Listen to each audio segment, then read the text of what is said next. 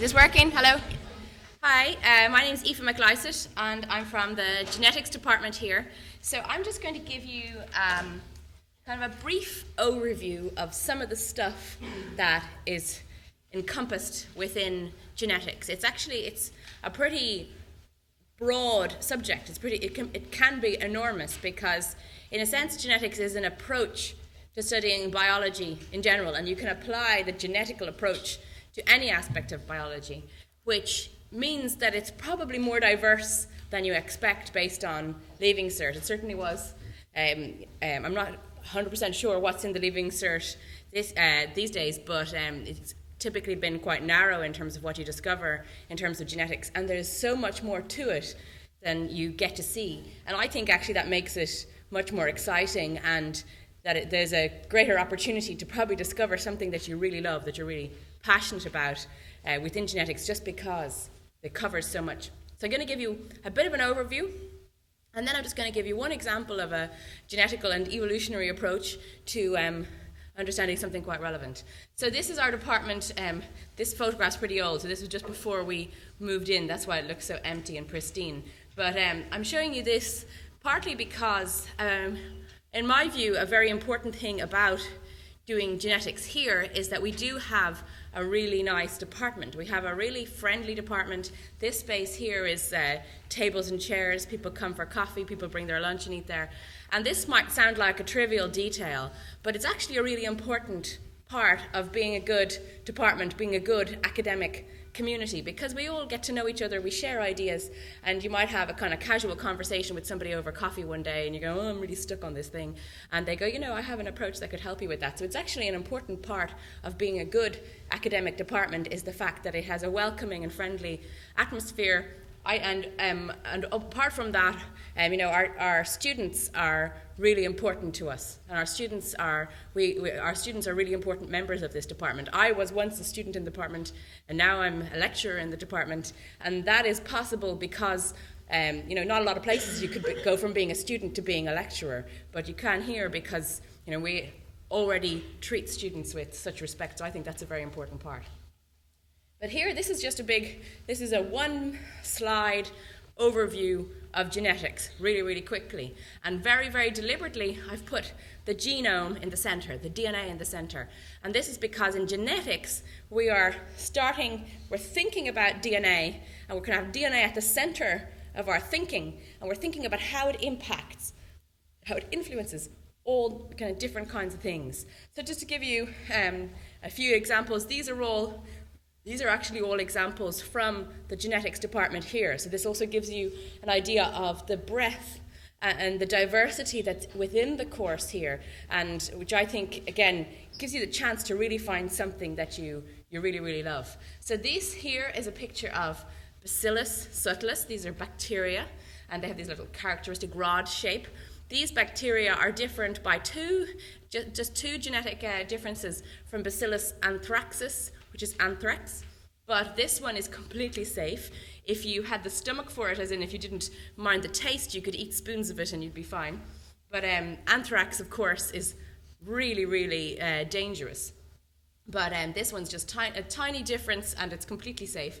And this is used in the lab, and you can do all kinds of very clever, creative experiments with bacteria that you mightn't be able to do with other organisms. And so based on studying bacteria, you can understand a lot of the fundamentals of genetics. Things like, how do genes work? How do genes turn on and off? How does a signal get sent genetically? So all kinds of signals get sent in our bodies all the time. We respond to things in the environment. Bacteria respond to things in the environment. If there is a plentiful food source, they keep growing rapidly. If the food source diminishes, they let out a signal. The other bacteria around about sense that signal. They all kind of shut down and they form spores. And actually, it's anthrax spores that are part of the scary part about anthrax, because those spores can live in the soil, it seems, basically indefinitely, and then one day somebody digs up the soil 100 years later and the anthrax is released again. So the spore form is kind of a shut down form that can lay in wait until the conditions are good again. But these are signals that are sent and received genetically. And we can examine this in bacteria because it's a simplified system. It's one you can grow them in the lab very easily. They don't complain about the cramped conditions, and you can do lots of clever experiments with them. And this is part of what I mean about the power of the genetical approach, that you can study something in bacteria that'll have relevance in all kinds of other organisms. We also, another area of research is in plant genetics. So in the department we have 2 really good research groups in plant genetics, and this is important and relevant in lots of ways. So one way is that by studying plants we can just get an understanding of how more complex organisms develop. So obviously a plant is a lot more complex than bacteria. It's an organism that starts as a seed, it develops, it grows, it has different tissues, it has flowers and leaves, but yet every part of that plant has exactly the same DNA. So there's a process within that turns certain genes on and off at the right times, and responding again to the environment. So there's an opportunity in studying plants to get some of the, again, understand genetics in general, how genes work. But there's also an opportunity to make a contribution to the world, in the sense that one of the big problems facing the world at the moment is how to feed the growing population. And there's an opportunity there to take a scientific approach to that, and to have better nutrition because we have growing better plants. There's one example which I think is a very good example of a genetically modified organism, which is a genetically modified rice. And there's in parts of the world where rice is the staple diet, there typically also tends to be vitamin A deficiency. So there's, just because the food that tends to be available they don't tend to have a lot of meat, and so they have vitamin A deficiency. So there was a genetically modified rice that's made, it's called golden rice because it's slightly yellow, and it has been genetically modified to have vitamin A. And so you can have a solution to a problem which is a vitamin deficiency without people needing to change their farming practices or their lifestyle. You can just give them a rice which contains the vitamin they were deficient in. But there's lots of other opportunities there as well in terms of taking a scientific approach to some of the problems that face the world. There's also, in terms of, so I mentioned here also the idea of development, right? So the idea that you have, despite the fact that all the cells in every organism contain the same DNA, complex organisms like us and like plants have parts, parts that are different to each other. So that's one thing you can see there in the plants. But this picture here shows you a Drosophila, which is a little fruit fly. So a Drosophila embryo, I think it is. And the coloured bits here are showing you different types of neuron in the growing Drosophila. And these are coloured as if by magic, but it's actually by very clever genetics, because there are the deep sea jellyfish. Have you ever seen these nature documentaries of the deep sea jellyfish? They fluoresce, right? So deep sea jellyfish have a natural capacity to fluoresce. They have a protein that's called green fluorescent protein, so not a very cryptic name. And some time ago, some scientists managed to figure out which exact protein it was that caused the fluorescence, and they managed to isolate that. And then we can use that in the lab, because you can use that fluorescence, you can attach that gene onto a gene that you're interested in, and then you can see when the gene you're interested in is turned on and off. You'll see that because it literally will glow, it fluoresces. And they managed to also modify it so you get different colours, so we've got different colours for different things here. And this is a hugely important and useful tool in genetics. In fact, the guys who did this got the Nobel Prize 2 years ago, I think it was, because this has been extraordinarily powerful in terms of what you can do in genetics, because it means you can study genes in living organisms. So this is just a picture down a microscope and of a living fly, right? This living embryo. And so the genes, and the interesting thing about genes a lot of the time is the fact that they're dynamic, right? So they're turning on and off in different times and places, and you can't study that in something that's dead. You can only study that in a living situation. There's if you look at the news every couple of months, there's going to be something about somebody studying Einstein's brain, right? So they've got Einstein's brain in a jar. Every now and again they take a slice of it, and somebody tries to figure out how was Einstein such a genius? Maybe we can discover this by looking at his brain. Well, I'm very skeptical that anybody can discover anything by looking at Einstein's dead brain, because the interesting thing about a brain is the connections, the way it works, the activity in a brain. And I don't think a dead brain of anybody, genius or otherwise, is going to tell us much. But in this kind of situation, you can actually see genes turning on and off in a living organism, and it's actually really extraordinarily powerful. Other parts of the research that go on are here we get an idea of the fact that you can use genetics to study human history, and you can mix this in with the history, like what we know from archaeology, and also with our relationship with other organisms. So these are domesticated animals. Here we've got a domesticated cow.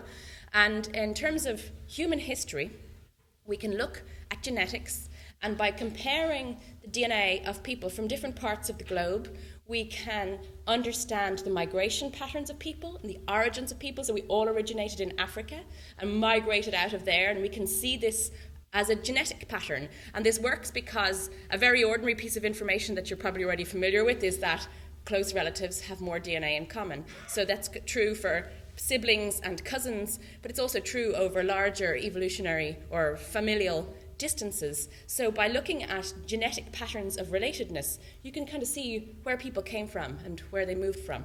And you can map the migration of human beings 80,000 years ago populating the globe. And that's one thing we can do. But we can also see how our relationship with the environment impacted on our evolution. So one very important thing in human evolution was the origin of farming.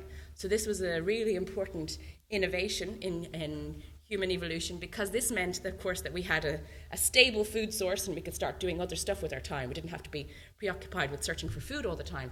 So the domestication of animals, so farm animals, and also crops, wheat and corn and all these other domesticated crops and animals, these are really important innovations in human evolution.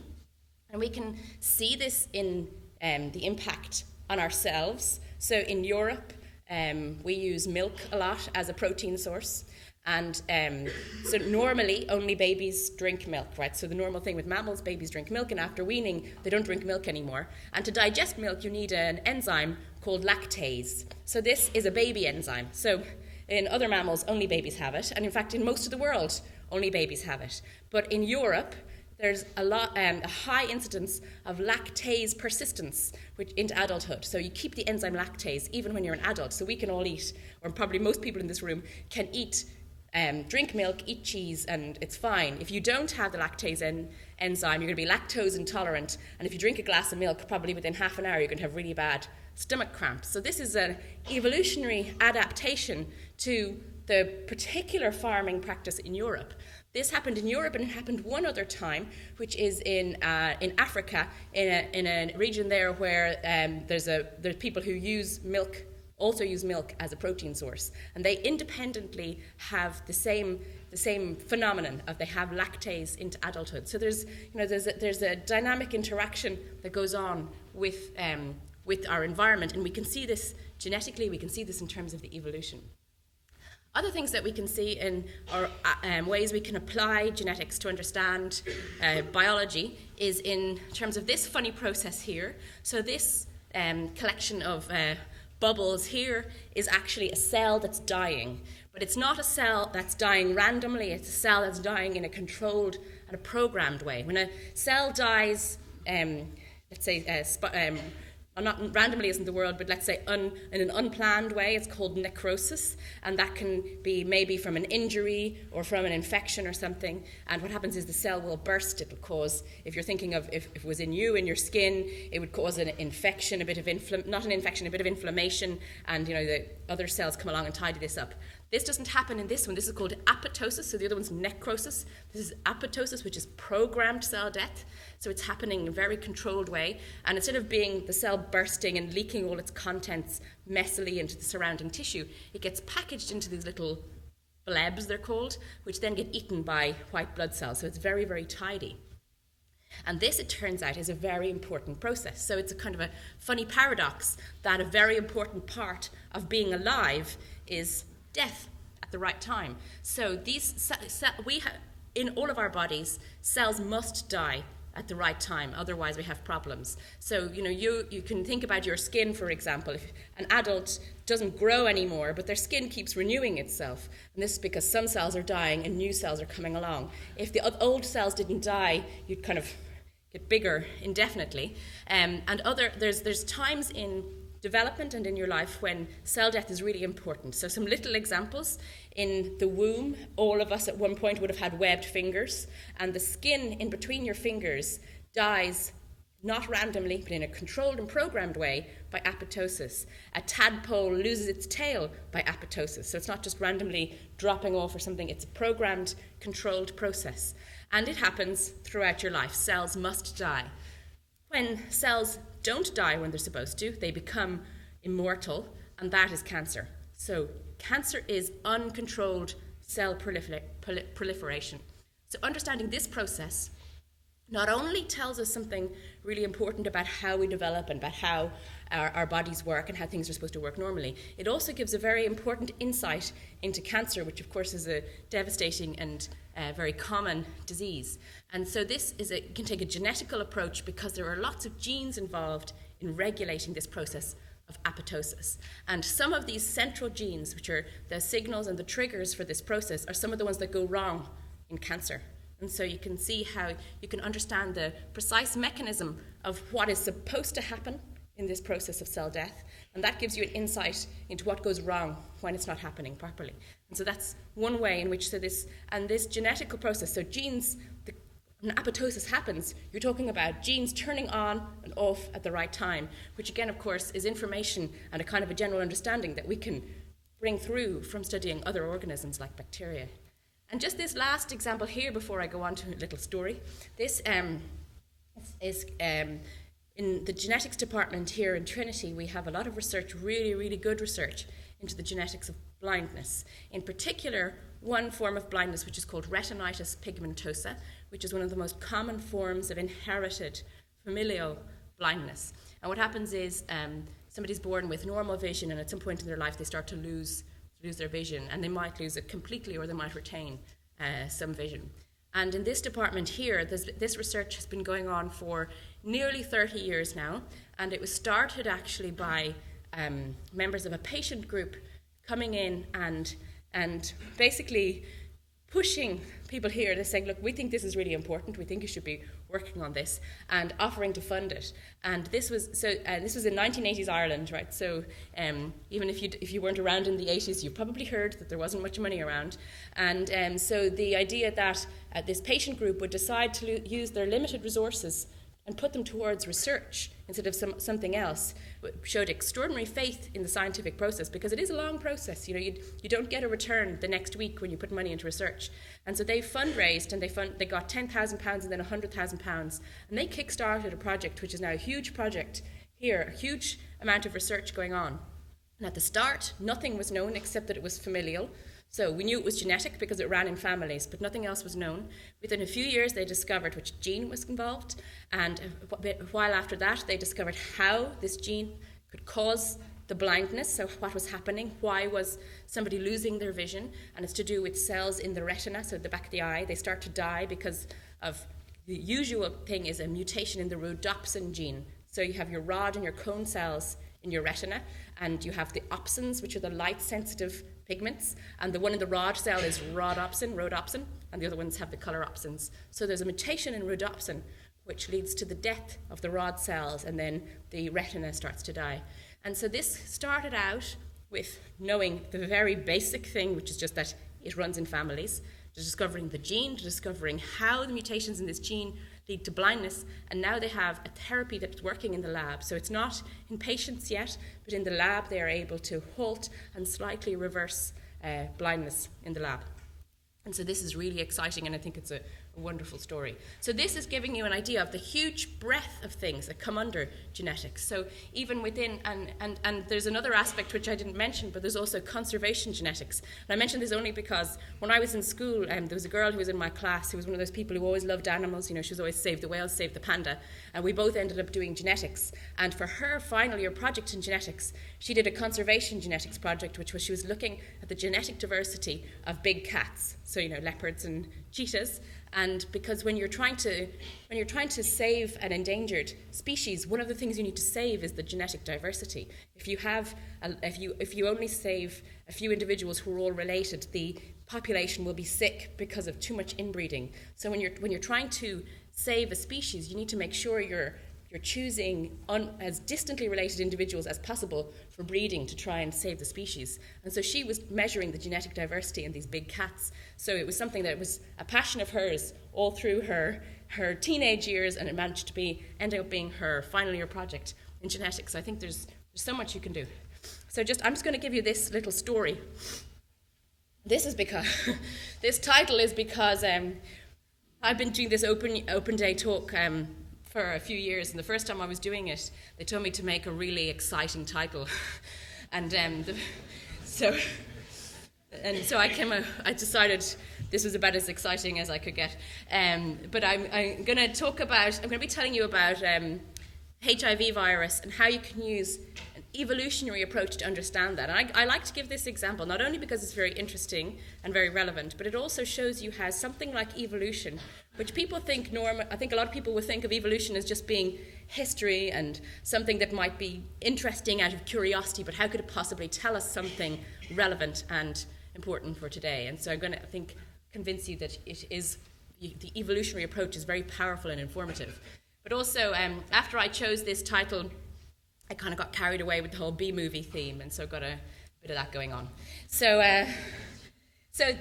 when HIV first came to the attention of doctors in the 80s, it was so it wasn't even HIV, it was the syndrome first.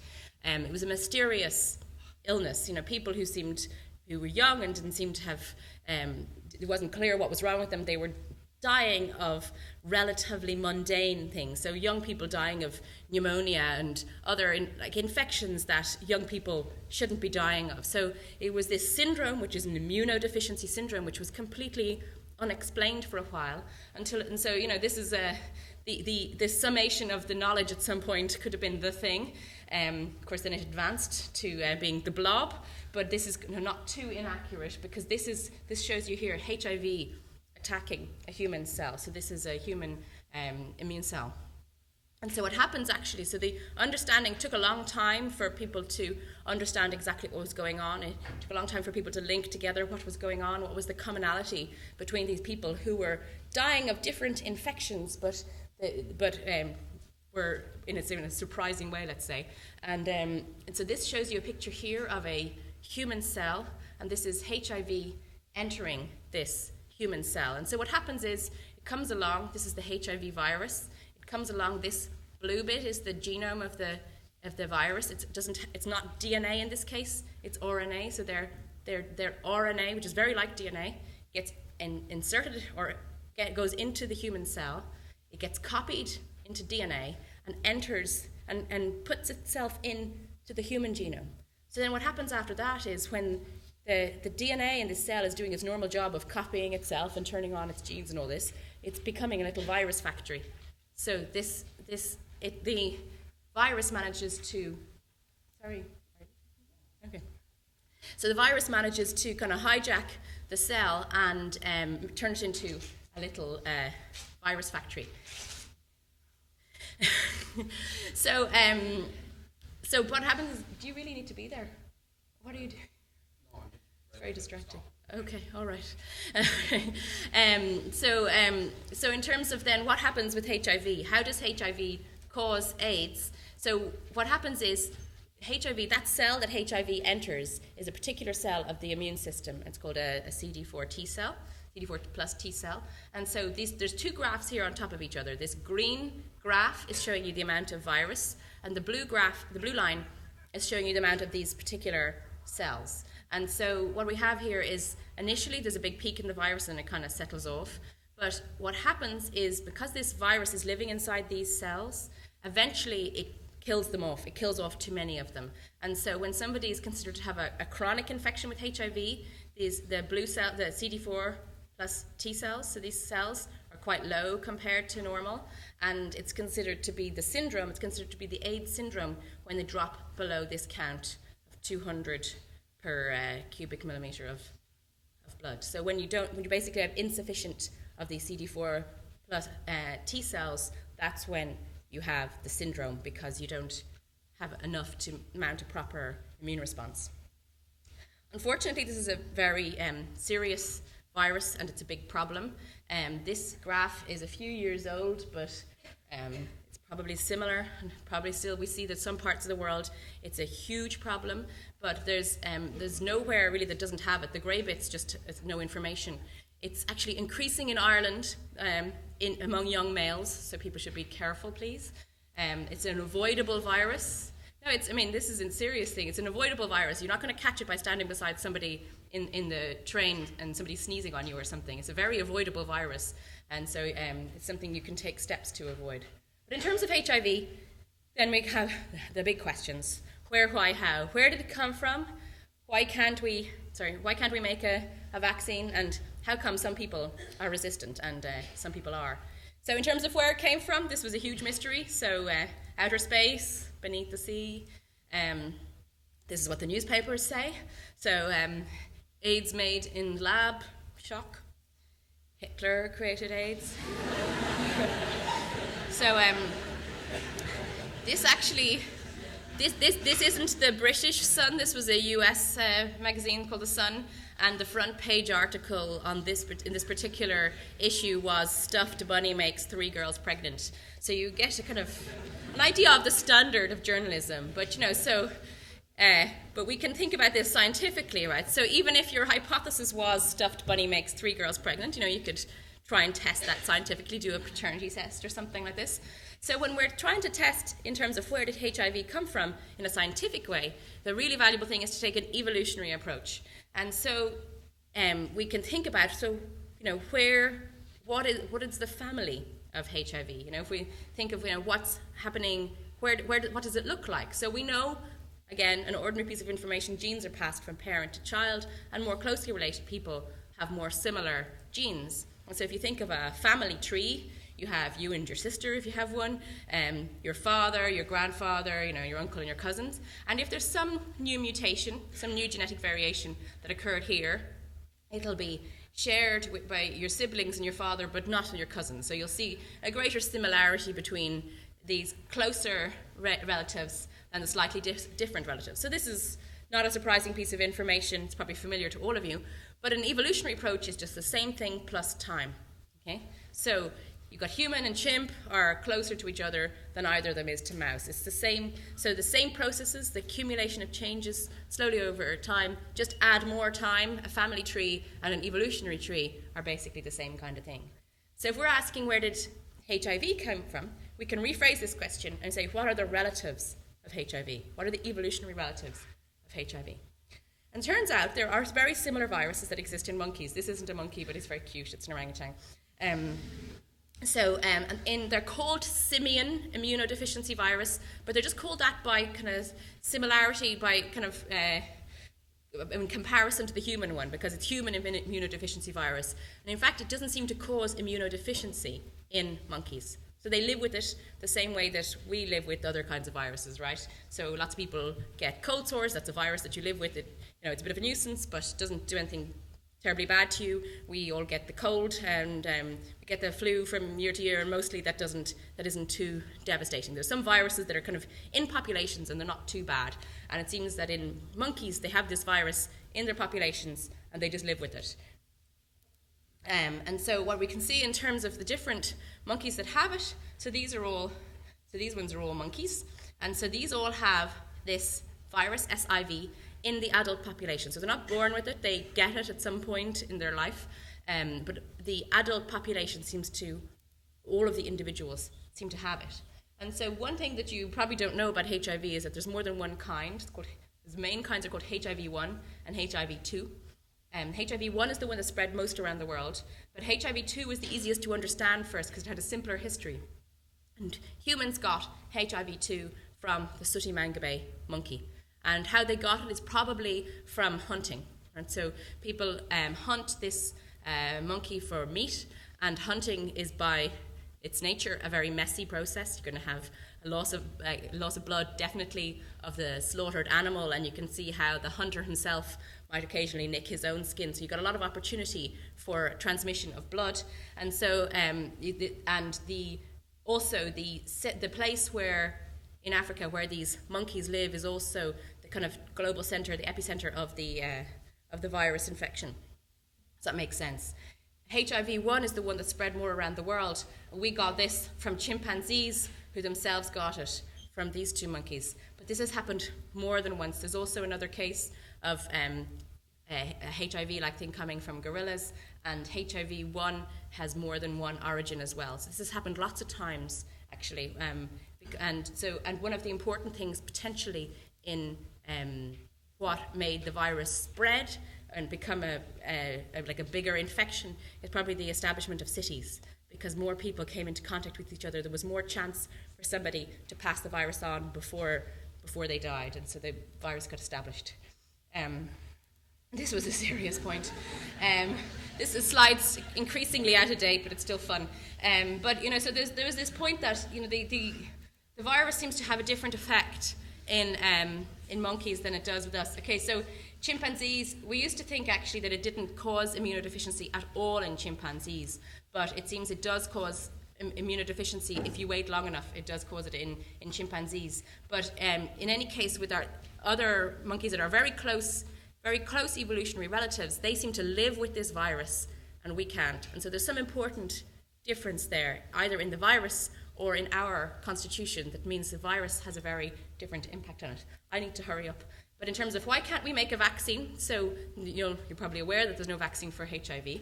And normal vaccine process is that the vaccine educates your immune system. So it gives you exposure to something safe, but that is like something maybe off the surface of a virus, so that you can then have antibodies grown up to that, and then next time you are exposed, if it's to the real thing, you're going to be immune.